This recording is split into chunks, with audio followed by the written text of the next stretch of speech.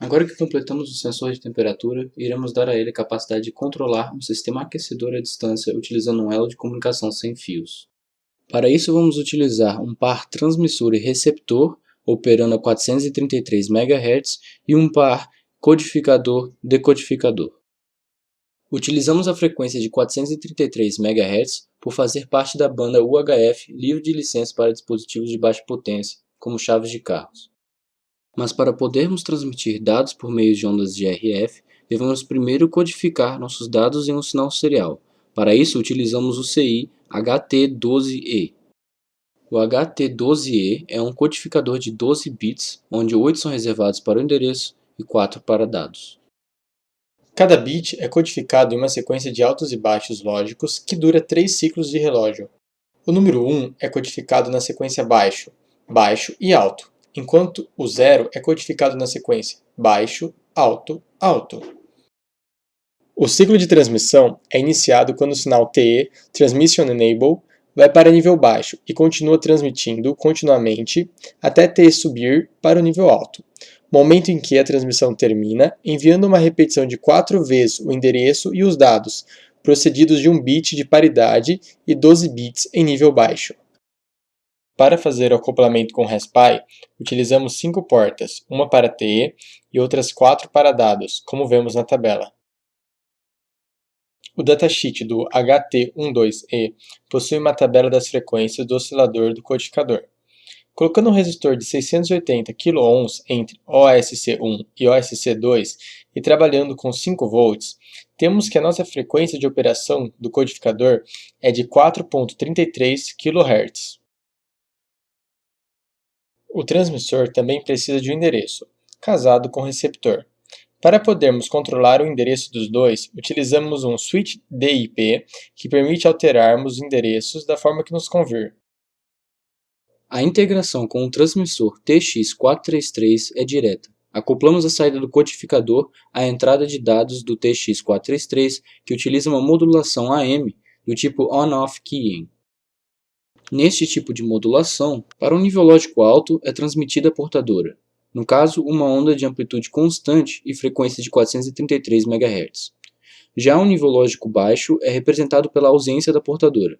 Para o TX433, o nível lógico alto é dado por um nível de tensão acima de 3 volts, o que é compatível com o nosso codificador.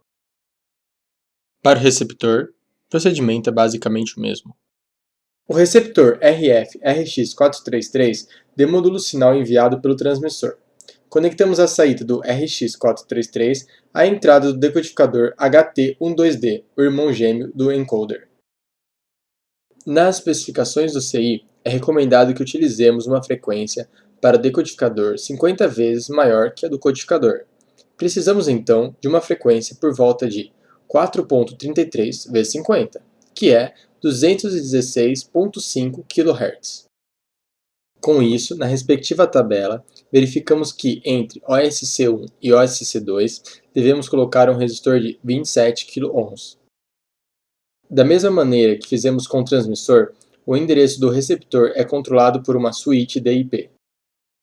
Ao receber um dado, o oscilador do HT12D é ativado e é decodificado o endereço e os dados recebidos.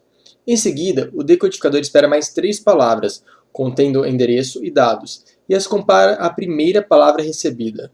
Se as palavras recebidas forem iguais, as saídas são setadas de acordo com os bits de dados recebidos, e o pino correspondente ao bit de validade dos dados, VT, é também colocado em nível alto. Para testarmos a transmissão dos 4 bits de dados, montamos um circuito para o receptor que aciona 4 LEDs de acordo com a saída do decodificador. Para os testes do conjunto transmissor-receptor, configuramos os circuitos para que os 4 bits de dados controlem 4 LEDs. Removendo um jumper do nosso circuito, nós removemos também os LEDs. O programa de controle permite ao usuário digitar um número de 0 a 3 para escolher um dos bits para alternar seu valor. Digitando a letra E, o usuário executa a transmissão. Agora ligamos uma das saídas do decodificador ao relé, implementado no vídeo anterior, para acender uma lâmpada incandescente que serve como um aquecedor. O programa é uma adaptação daquele utilizado para controlar o aquecedor construído no último vídeo.